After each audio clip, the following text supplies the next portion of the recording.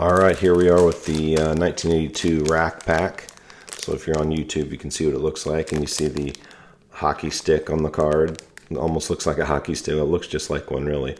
But we'll open them up here and show you a little closer. So here's the rack pack. Yeah, it looks like this has more than the grocery rack. So I would say, yeah, 51 cards. So it's hard to see. It says right there, it's 51 behind the price. Topps sports card. Picture cards, sports picture cards. Our winner this week for the rack pack, I will not give you the Ripken Jr. rookie. I'll keep that, but all the other cards in there I'd give you, and some other wax packs. Son from episode 40 is Joe Coxen. Joe Coxen I played college baseball with at University of Akron. I went to Ohio State for a couple years, got redshirted, played a little bit, and then I transferred to Akron. And Joe is a great pitcher, really good pitcher. So I think he still lives in the Ohio, in the northern part of Ohio. I think maybe by Cleveland somewhere. So Joe, congratulations. I'll get a hold of you, and hopefully you want the cards. All right, let's get to it. All right, going to go ahead and open the top part of the rack pack there. Make sure we don't mess up any of the cards here. All right, here's the first one. First part of the rack pack. So this is Ed Ott, and you can look at the hockey stick there. It looks like a hockey stick, and you got a white border on the other side and bottom. It says the name of the player. Right above the player you have the team. It says Topps there, the Topps logo. And in the hockey stick it has the position they played, and Ed was a catcher. So, and they also had a facsimile autograph, which is pretty cool. They did that on a lot of the cards. They do that still, I'm sure, on some cards, but that has their actual autograph, but it's a facsimile, so it's not, it's like copied on there. It's not written by hand. And then the back of the card, I love these. They're green, and then the printing was blue mostly, a little bit of white in there, but it has all their stats on it from minor leagues and pros. So that was Ed Ott. It has a little bit of information at the top. It looks like it's not about him, but it just has some different trivia on the top of the card as well. Next, we have Danny Boone, Frank LaCourte. Oh, this is one of my favorite cards. I'm so glad I pulled this. Curtis will love this, my brother Kurt. George Bell. He had some great years. We were always looking for this rookie card. George Bell rookie. I should have said that was one on there. I think Jesse Barfield's one in there that I like too, but didn't end up having a ton of years where he was, where he played. But he had a lot of years where he had a lot of home runs, and he was a really good player. I don't know why that's not worth anything else. It's not worth much. But George Bell. So if anybody has any ideas or comments about 82 Topps, you can always get a hold of us in one of our social media ways. I love hearing from everybody. But George Bell, he was great. So I'm going to put that one aside. I'm going to put that in the sleeve. Mike Parrott,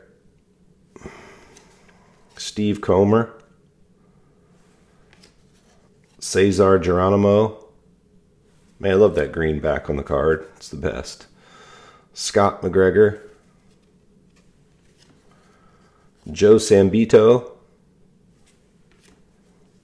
Dave Tobick. Man, I must have been little. I don't remember some of these guys. Steve Rogers, Fred Stanley, Greg Pryor, Neil Allen, Jay Johnstone. Hoping to get one of those IA cards so you can see the in-action cards. Some of these already are in action, but those were special in there for that year. Craig Swan, Rick Peters, and I love this name, Joaquin Andujar. All right, that was the first little section of the pack. All right, next section. Made these nice where you can really easy to cut them open without ruining the card. All right, first one looks like it's got a little stain or something on it. Chris Chambliss, he had some good years. See that right there? Looks like dog do or something on it. I don't know why that's there.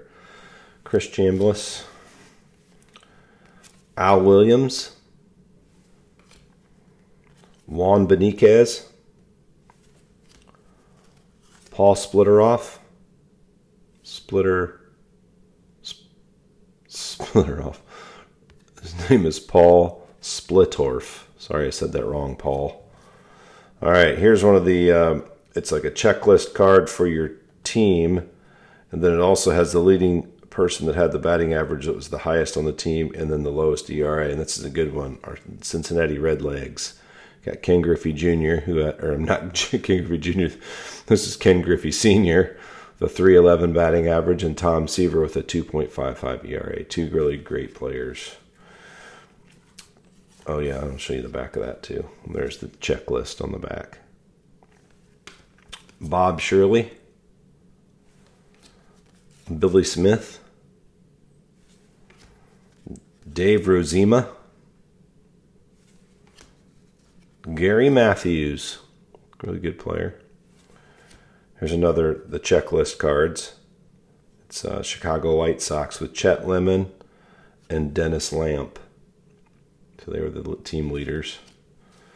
All right, here's an IA card.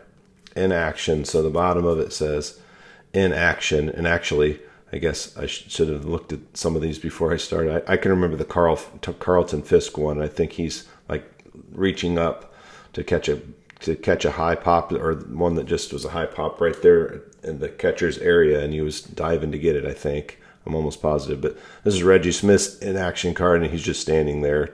But he's actually in a game getting ready to hit. But man, that's not very in action like where he's moving. But that's what we were talking about with the IA for in action. It says that on the bottom. And it gives a little highlight about him and some things in the back about him, and maybe if he was an all-star. I don't know if they're all all-stars or what.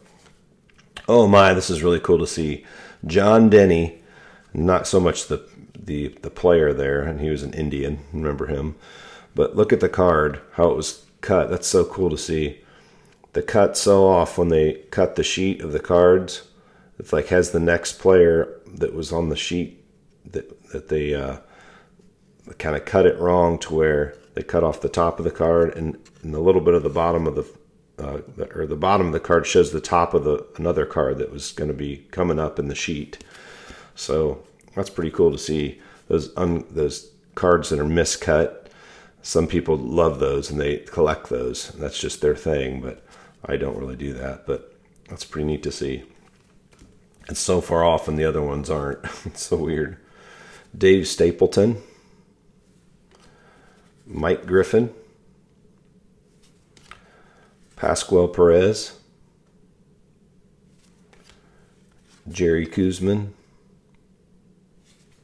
There's another team leader card. Got Bill Buckner and Randy Martz. Bill Buckner, known for the ground ball going between his legs. Man, he had a great career in hitting. He's a good hitter. And Sammy Stewart.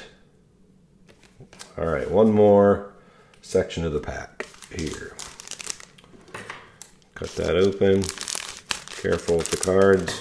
Make sure they don't get ruined. All right. Rance Mulliniks. Yeah, he was a decent hitter.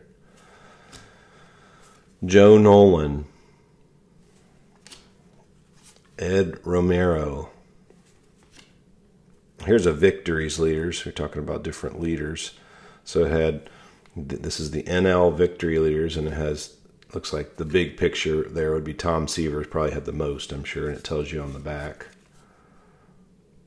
So in this we have Tom Seaver, Denny Martinez, Steve McCaddy, Jack Morris, and Pete Vukovich.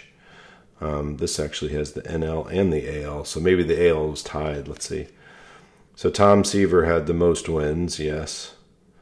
Yep, and then the other four, so the AL, he was the top leader. He was the leader. And then these four, the AL pitchers were all tied, and that was a strike-shortened year. So only 14 wins was the highest. That's crazy because of that strike-shortened season. Bob Baylor, Scott Sanderson, Pat Underwood, Jason Thompson.